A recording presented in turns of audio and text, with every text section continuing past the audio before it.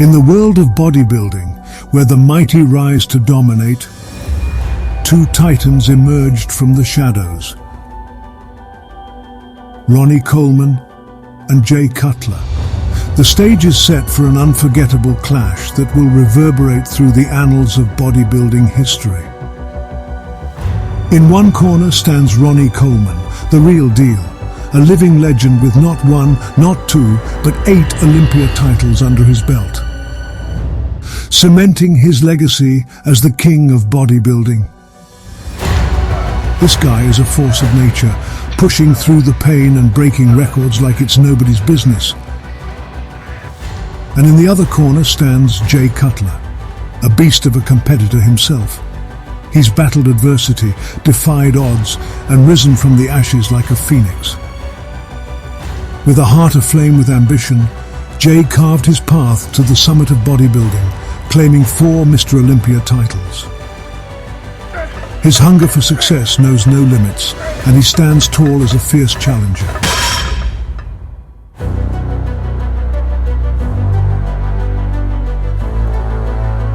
Felt like I was Superman,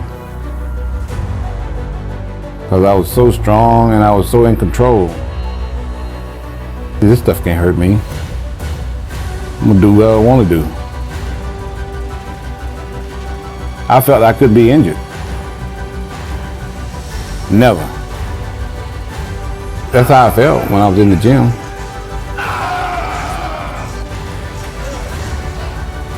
Realizing the time I spent in the gym was extreme, but I still go to the gym on a daily basis because it's the best part of my day. It's the time that I feel that I'm able to relieve any kind of stress and be in a great headspace.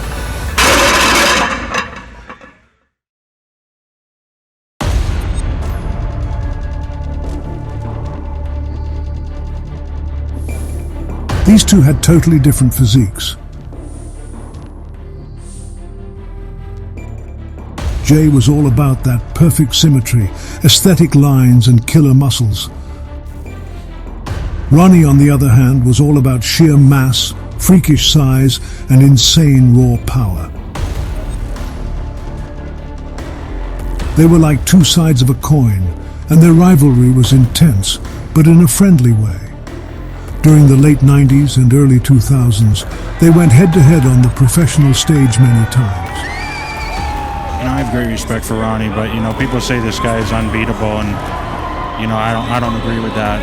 Everyone's beatable on a certain day, and I'm gonna win this Olympia eventually if I don't win today. Jay Cutler said you were 100% beatable. What do you say about that? I say Jay Cutler's smoking crack. He ain't in his right mind. There's a war going on around here. That's what we got going. I want to know, can you take down the champ? Well, I wouldn't be here if I didn't think I could, right?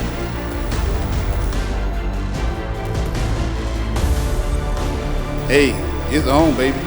Hey, this is a show. Talk is cheap. You want to do something? Hey, we can do something right now. What you want to do? We can go for it right now, baby. Hold on a second.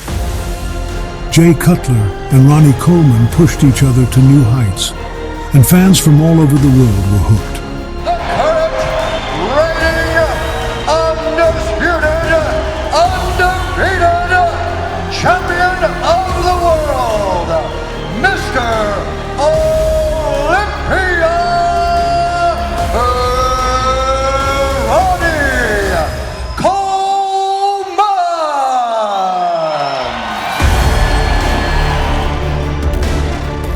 Ronnie believed he was unbeatable, always exuding confidence in his shape and strength. But I didn't think I could be beat. I was always like, man, if I can get myself in this kind of shape, nobody can touch me. He was determined that no one could surpass him when it came to bodybuilding. And Jay, he dedicated his whole life to hard work. Basically, I knew at 12 I wanted to be a bodybuilder. Be holding that trophy in my hand, that was my ultimate goal. He wanted everyone to see him as the ultimate bodybuilder, but Ronnie was standing in his way. Ronnie was standing in my way. Ronnie had this mindset that nobody could outwork him. and it actually worked pretty well for him. He dominated the sport for a long time. The Mr. Olympia competition was basically the Ronnie Coleman and Jay Cutler show because they knew these two would be the top contenders. Jay was up against one of the greatest Mr. Olympias ever, Ronnie Coleman. Ronnie was a powerhouse, one of the strongest bodybuilders ever, so it was a tough battle for Jay. I was battling probably the greatest Mr. Olympia we ever seen. He was a power trainer. I mean, probably one of the strongest, if not the strongest bodybuilder ever. Where was the closest competitor exposing my physique? And that's what continued to make me work harder. I felt like I always needed to be presentable. I needed to have a certain amount of size. I needed to appear the next year better than before. And peaking the body was very difficult. But I went into every show with the mindset that I was going to win. I never doubted that I was ever going to lose. If you ain't got the right mentality to do this day in and day out, pushing yourself beyond what you can even imagine, then you ain't gonna be the best of the best. Look at Jay.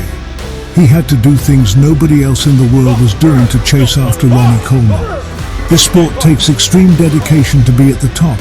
You can't just be born with it. You gotta learn. And sometimes that comes from failing. Those failures can actually make you a better person in the end. Jay kept losing to Ronnie for 4 years straight, but he didn't give up. He kept getting better and better each year until he reached that insane level of success. I feel the fear of losing was what drove me more than anything. You know, I remember Ronnie saying, "Oh, no one's going to beat me." But I looked over at him and it was me and him standing there, and I saw how nervous he was every time. So I think that fear is a big motivating factor on why you continue to work harder and be better.